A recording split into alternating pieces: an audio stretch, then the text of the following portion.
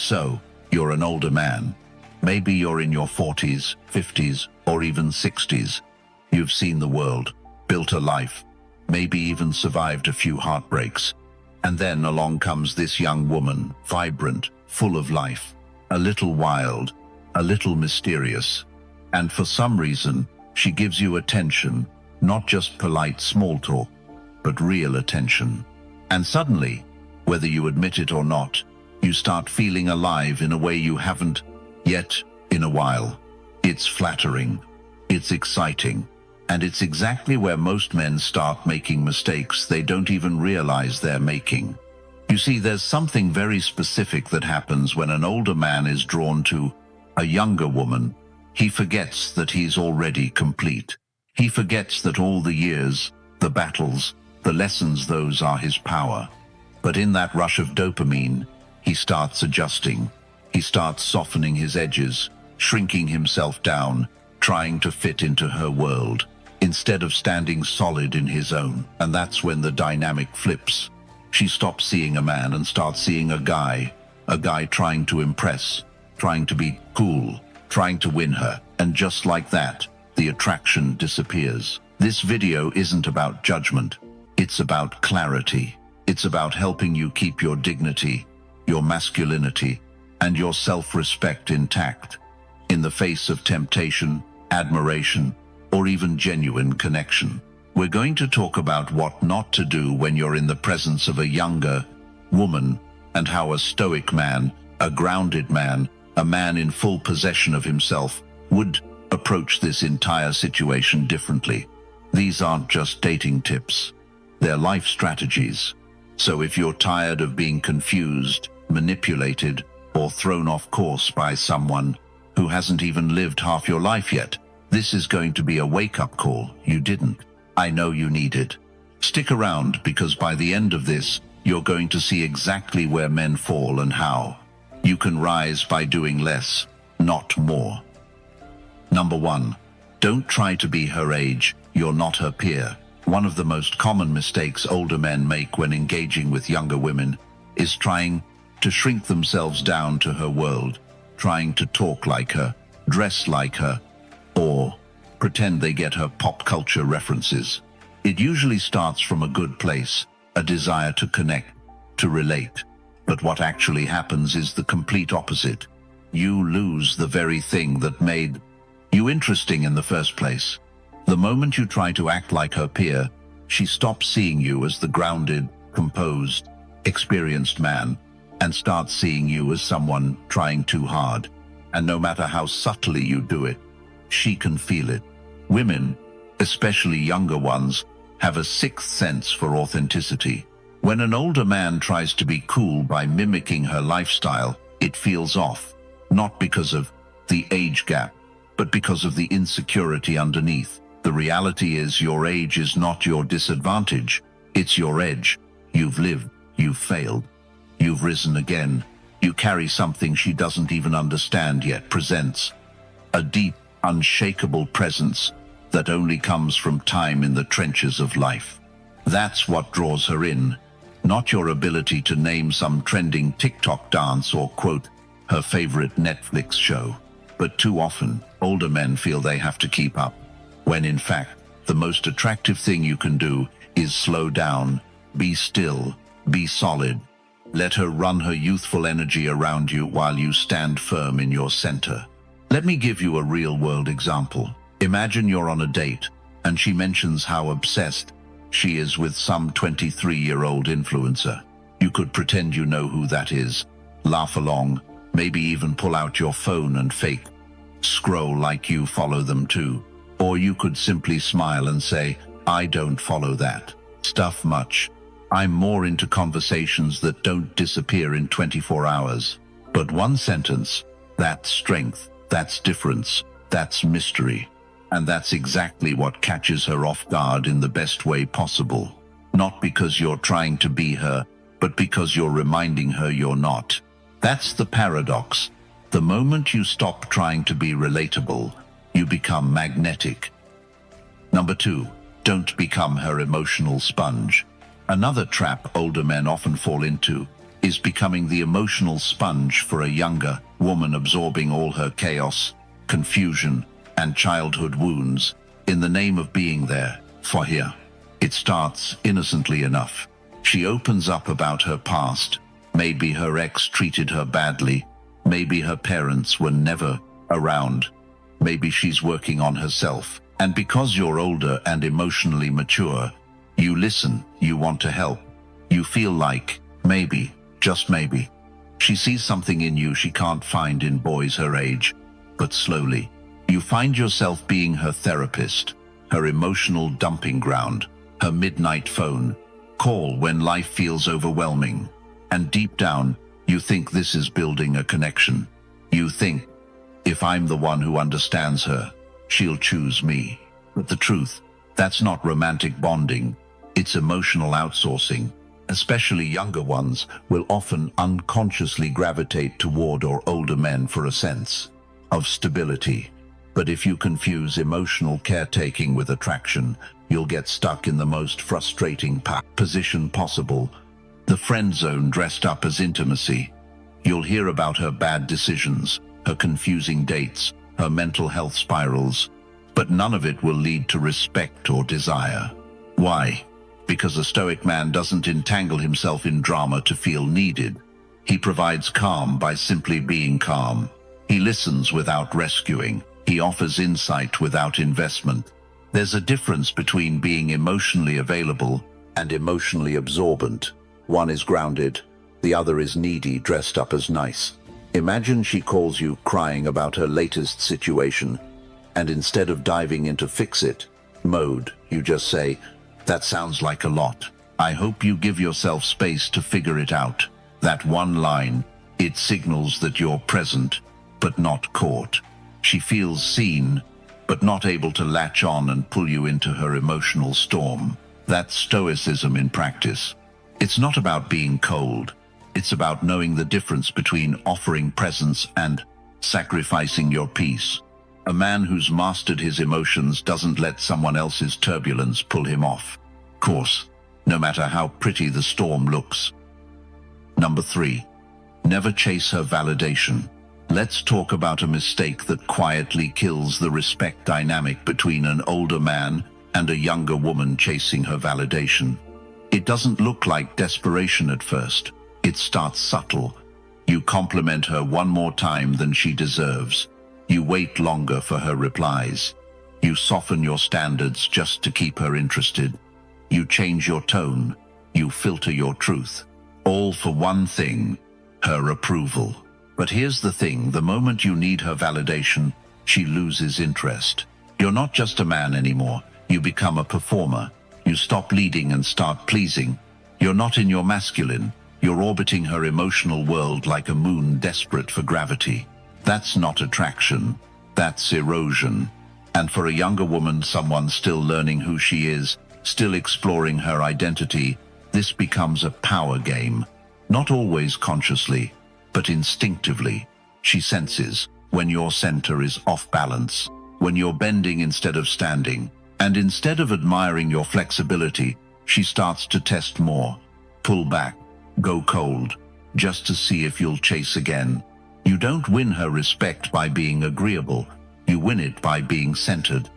Stoicism teaches that a man's value is not dependent on how others see him, but on how he sees himself. As Marcus Aurelius said, "It never ceases to amaze me. We all love ourselves more than other people, but care more about their opinion than our own." Flip that. When you stop caring about her approval, you regain your power. Let's get practical. You're texting a younger woman. She takes 5 hours to respond. You notice it, but you don't panic. You don't double text. You don't send a meme just to reopen the convo. You continue living, training, building. You let her come to you. And if she doesn't, you still win because you didn't compromise your center. The moment you chase her validation, you lose your edge. And for older men, this is even more critical, because your value isn't in being fun or relatable. It's in being grounded, unshakable. That's what draws her in the contrast. your emotional stillness against her chaotic curiosity. Here's the deeper issue. Most older men chase validation because they fear irrelevance. Society whispers, "You're too old to compete." So when a younger woman shows interest, they overinvest. They think, if I lose her, I won't get another chance like this. That's scarcity talking, not truth. You're not losing a chance, you're dodging a trap. Validation chasing also leads to self-betrayal. You start agreeing with things you don't believe in. You laugh at jokes that aren't funny. You tolerate behavior that insults your standards, all to keep the peace. But here's the paradox: peace at the cost of your identity isn't peace. It's self-erasure, and women can feel it. Especially younger ones. They're drawn to older men because they want someone who won't bend to them. Someone who teaches through energy, not through lectures.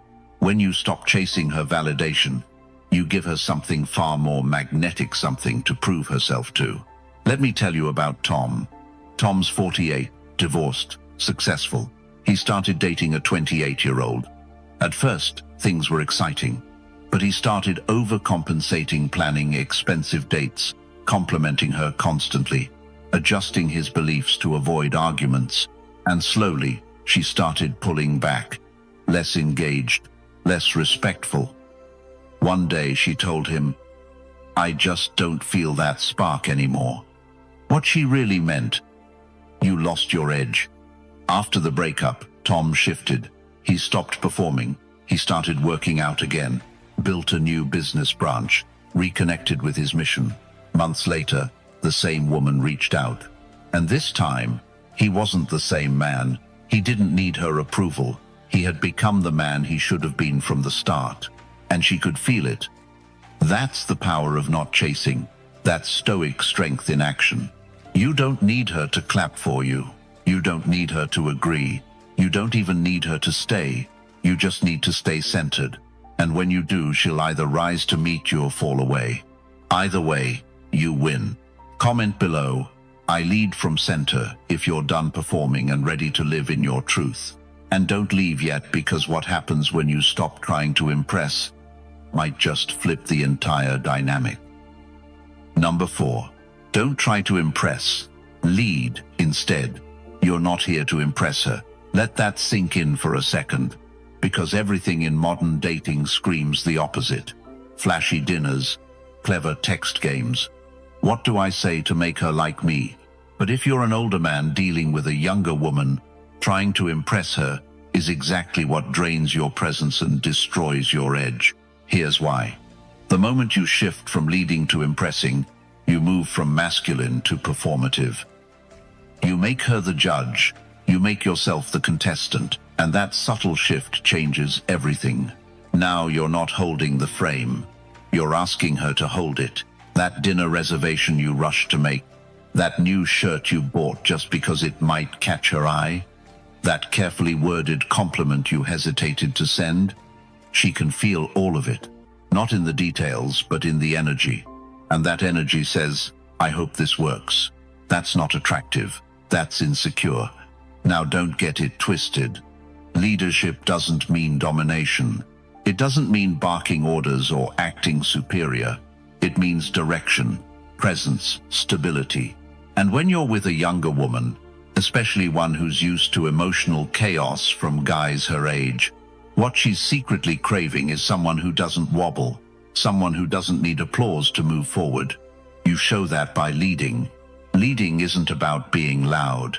It's about being decisive. You say, "Let's do this," instead of, "What do you want to do?" You move with certainty, not arrogance. You don't ask for permission to be masculine. You embody it. Let's flip the script with a real example. Imagine you're meeting a younger woman for coffee. Most older men try to impress right away, talk about their career, their cars, their travels. You don't. You sit down, relaxed, grounded. You ask her about her values. You listen without needing to agree or disagree. You don't talk to win. You talk to connect. You don't lead with flash. You lead with calm. And what happens? She leans in, not because you performed, but because you're anchored. You're not chasing her attention. you're commanding respect. Stoicism teaches this in every form. Epictetus said, "If you want to improve, be content to be thought foolish and stupid." Why? Because the Stoic man doesn't live to please crowds. He lives to align with principle. The same applies in dating. You don't shapeshift to fit what she wants. You live according to your direction. And if she aligns with that, great. If not, you keep walking. Here's what most men forget. Your job is not to impress Herods, to reveal who you are through how you act, how you hold eye contact, how you say no without flinching. That's leadership. That's real masculine energy. It's not loud, but it's unforgettable. And leadership extends beyond just decision-making. It's emotional leadership too. She gets emotional, you stay calm. She tests boundaries, you hold them. She tries to escalate drama, you disengage, not to punish but because peace is your standard. When you lead with stability, you give her something rare. A man she can trust, even when she's uncertain. The men who impress may win her attention for a night. The men who lead, they stay in her mind for months, because they gave her an experience of polarity, of grounded masculine strength that doesn't ask for approval. So stop rehearsing what to say. Stop Googling the perfect lines. Stop trying to win her like a prize. You're not a contestant. You're the frame. Lead. Comment below. I move with direction if you're done performing and ready to embody presence. And don't miss this, because once you stop over-investing too soon, everything else falls into place naturally. Number 5. Don't project long-term fantasies early. You just met her. She's beautiful. She's young. She's showing interest. And suddenly, your mind starts racing. What if this actually becomes something serious? You picture vacations, dinners with her family, maybe even marriage.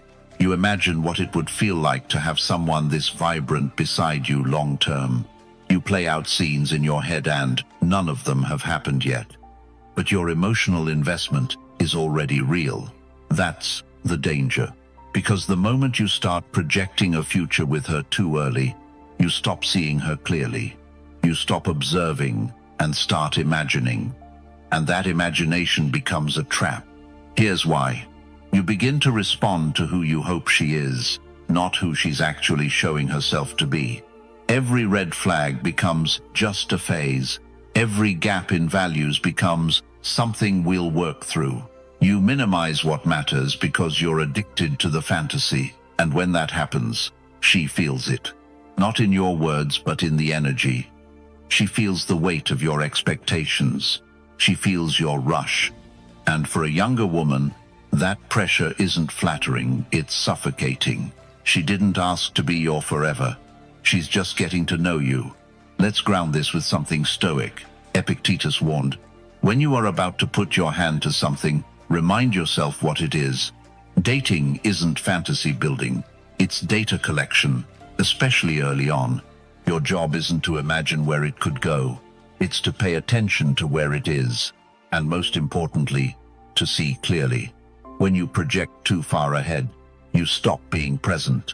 And presence is everything. You miss key signals. You tolerate behavior you wouldn't accept from anyone else. You justify things like disrespect, inconsistency, or immaturity, because you're already emotionally attached to a version of her that doesn't even exist yet. And here's what happens when you do that. You start to overcommit. You make sacrifices too soon. You shift your schedule. You neglect your priorities. You skip workouts. You cancel on your friends. You drop boundaries, all for the potential of something meaningful. But potential is fantasy. Patterns are reality. If her actions show you flakiness, immaturity, or selfishness now, that's who she is today, not the woman she could become in your mind.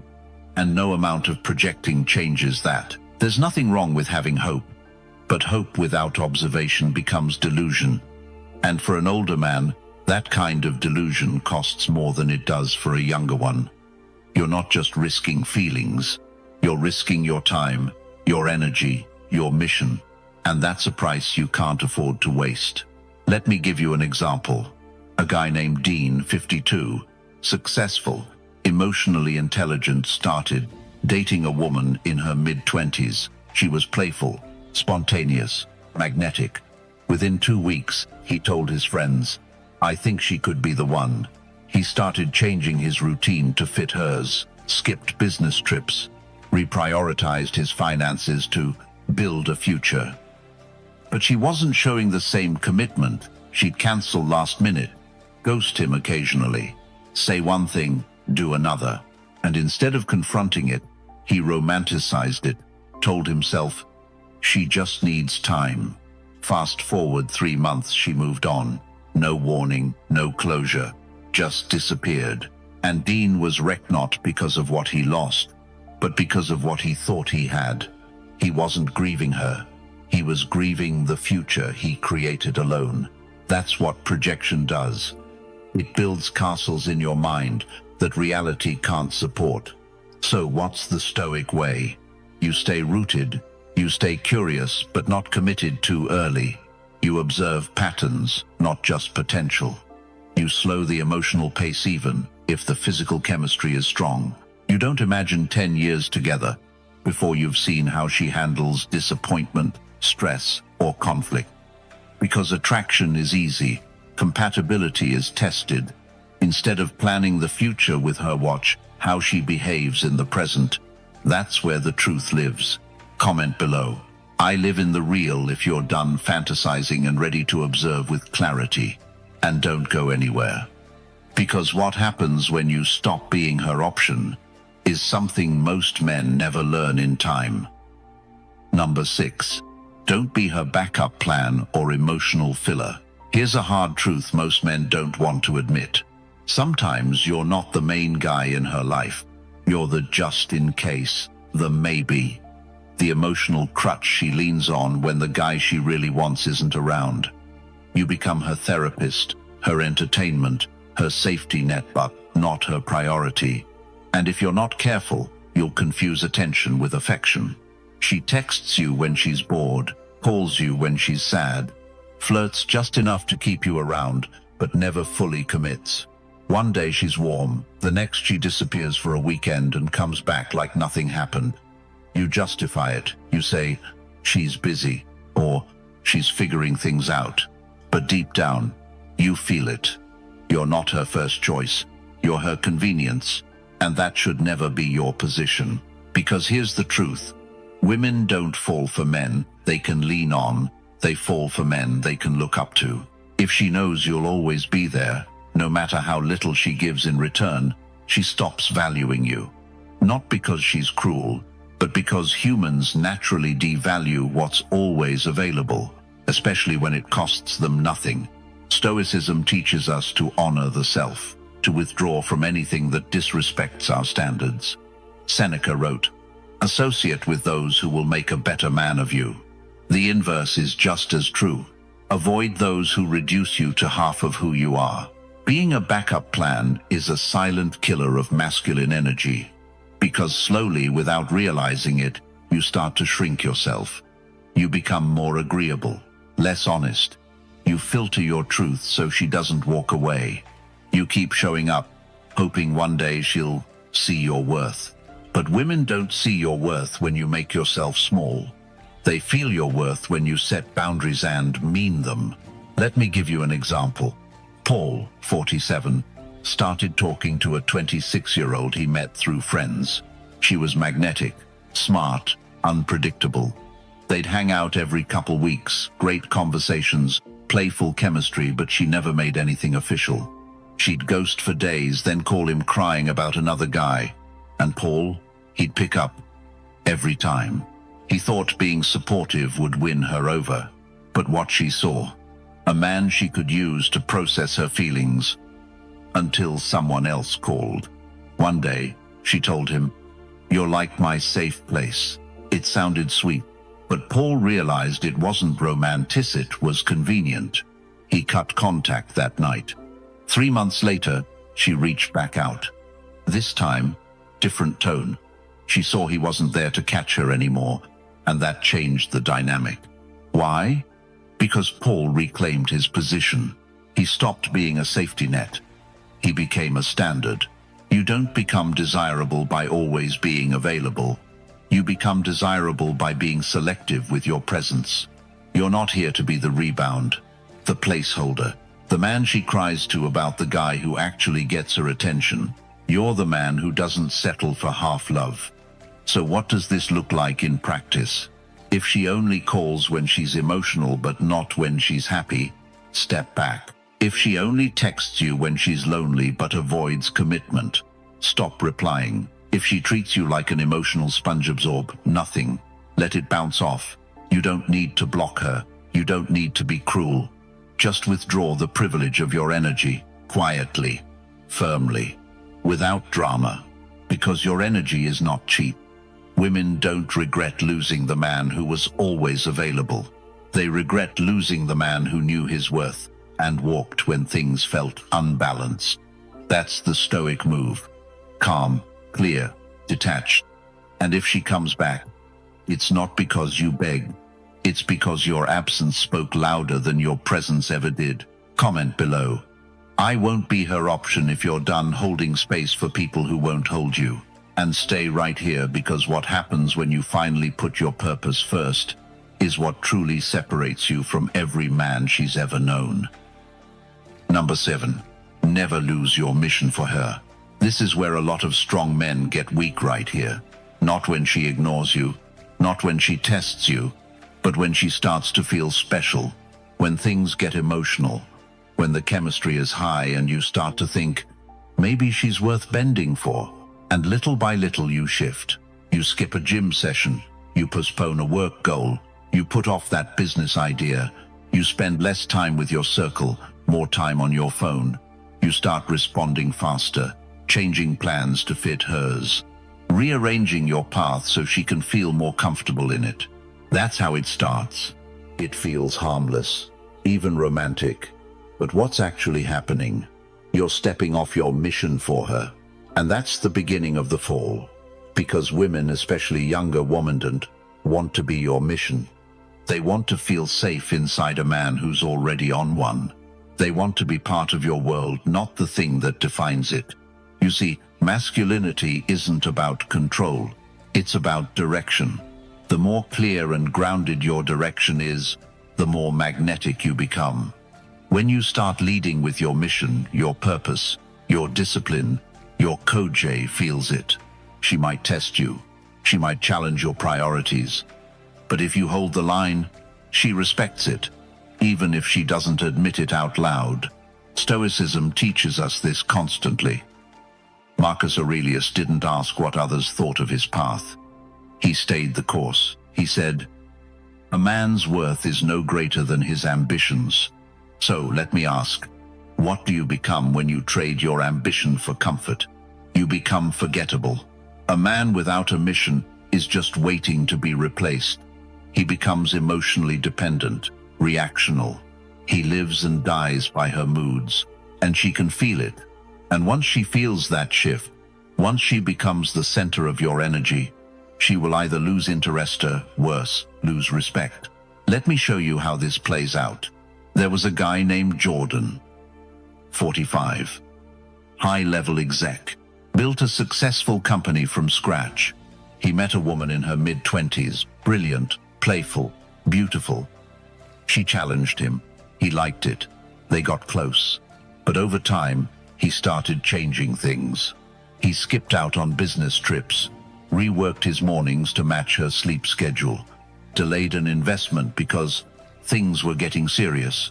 From the outside, he looked like he was in love. But inside, he was drifting. He lost focus. He lost edge. And eventually he lost her. Why? Because she stopped feeling his leadership.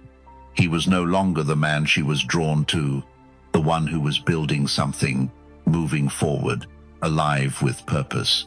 He became a passenger in his own life. That's the quiet death of attraction.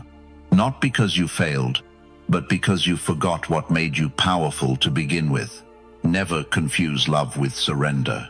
If she's truly right for your life, she'll want you focused. She'll want you obsessed with your growth, your work, your code. She'll want to fit into your fire, not be the reason you extinguish it. And if she leaves because you didn't put her first, let her. Because a man who stays on mission, who keeps building, keeps showing up, keeps growing, never runs out of options. But a man who gives that up to make it work with someone who doesn't value it, he runs out of himself. So stay on mission. Wake up on time. Take the trip. Invest in your vision. Train when you don't feel like it. Speak your truth, even if she pushes back. Let her feel the gravity of a man who doesn't bend for comfort. That's what inspires her. That's what keeps her close. That's what makes her respect last. Comment below. I never leave my path if you're done shrinking for love and ready to lead with purpose. And don't stop here, because what happens when you refuse to trade standards for affection changes the entire game. Number 8. She wants a rock, not a puppet. Let's get something straight. She doesn't want you to bend to her. Even if she tests you, even if she pushes your buttons, even if she gets moody, distant, or cold, what she truly wants is to feel you won't move. Not away from her, but away from yourself. You see, a younger woman may play with power dynamics. She may flirt and withdraw. She may say, "You don't open up enough," and the next day say, "You're too available." That back and forth isn't meant to confuse you, though it will if you're not centered. It's meant to reveal you. She wants to see what happens when she shakes you. Do you wobble? Do you chase? Do you try to guess what she wants and give it before she asks? If you do, you're no longer a rock. You're a puppet. And puppets never feel safe. Let me be clear. You can be kind. You can be compassionate. You can even be emotionally tuned in. But the moment you start rearranging your identity to match her emotional waves, she feels it and the attraction starts to fade. Because what she really craves is structure, not in the form of rules or control, but in the grounded energy of a man who knows who he is and refuses to shrink or swell just to make her happy. She wants to test your emotional walls, not to break them down, but to see if they're real. And if you don't have them, if you collapse the moment she frowns or pulls back or makes a sarcastic comment, then she realizes you're not leading, you're adapting. And that's not sexy, that's weak. Stoicism offers the exact frame you need here. Marcus Aurelius wrote, "The tranquility that comes when you stop caring what they say, or think, or do." That's what being the rock means. Tranquility, stillness, a silent confidence that doesn't need applause or approval. It means holding your tone when she gets emotional, holding your space when she becomes inconsistent, holding your path when she tries to pull you off course. Let me give you a real-world snapshot. There's a guy named Drew, early 50s, grounded, successful, but divorced recently. He started dating a younger woman, mid-20s, energetic, unpredictable. At first, things were smooth, but then she started testing him, critiquing his routines, flirting in front of him, saying things like, "You'd be hotter if you dressed younger." Old Drew would have shifted, bought new clothes, tried to fit in, smiled and played along. But this Drew, he just smiled back and said, "That's funny. I like the way I move." He didn't flinch. He didn't defend himself. He didn't snap. He stayed centered. 2 days later, she asked to see him again. And not because he agreed with her, but because he didn't. That moment told her everything she needed to know: this man doesn't bend. Not to please, not to prove, not to perform. He's the rock. Because here's the hidden truth. Most women don't trust the man they can control. They want the man who respects himself enough to say no without anger and yes without need. They want to feel your weight, not your willingness. And if you're older, this is your biggest edge. Not that you have money, not that you have stories, but that you've done the inner work to know who you are, and you're not giving that away just because she's hot and half your age. That's the difference between attraction that lasts a night and attraction that lingers for months.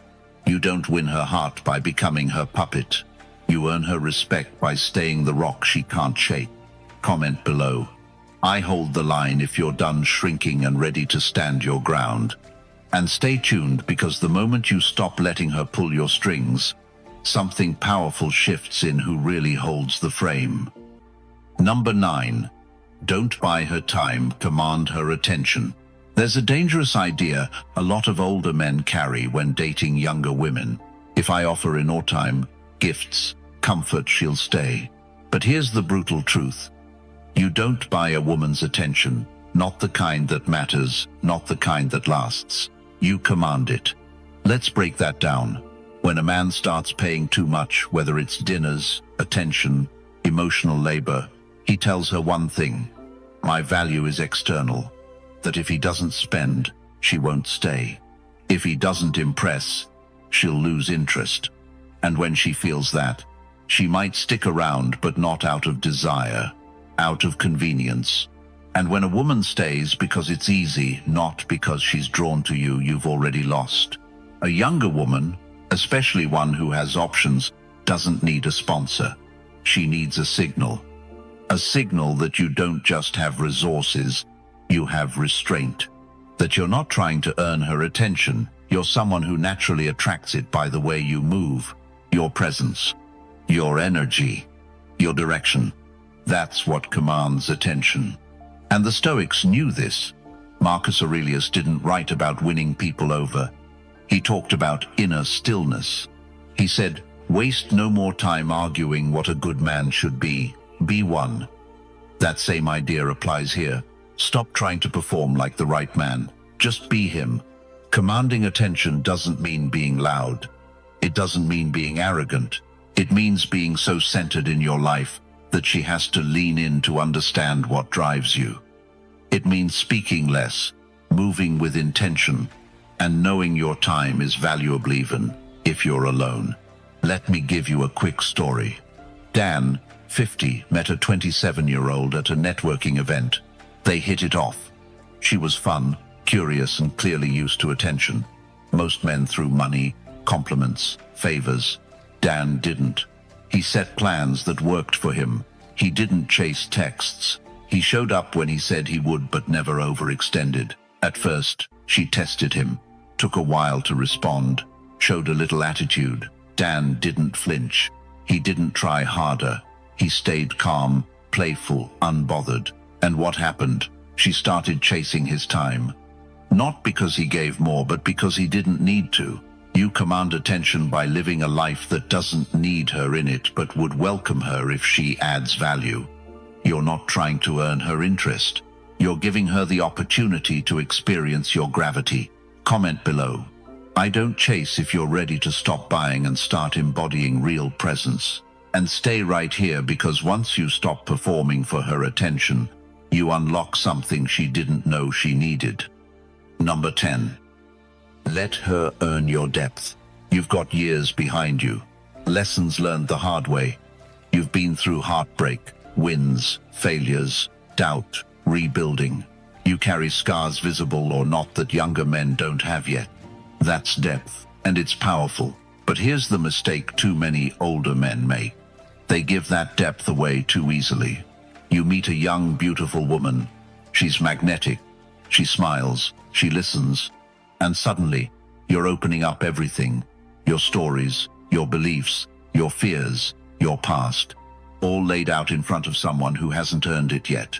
And you think that vulnerability will make her feel closer. But sometimes, it just makes you feel lighter and her feel overwhelmed. Because real connection isn't built on how much you reveal. It's built on what she proves she can handle. You don't owe her your story, not on the first date. Not because she's pretty, not because she seems different.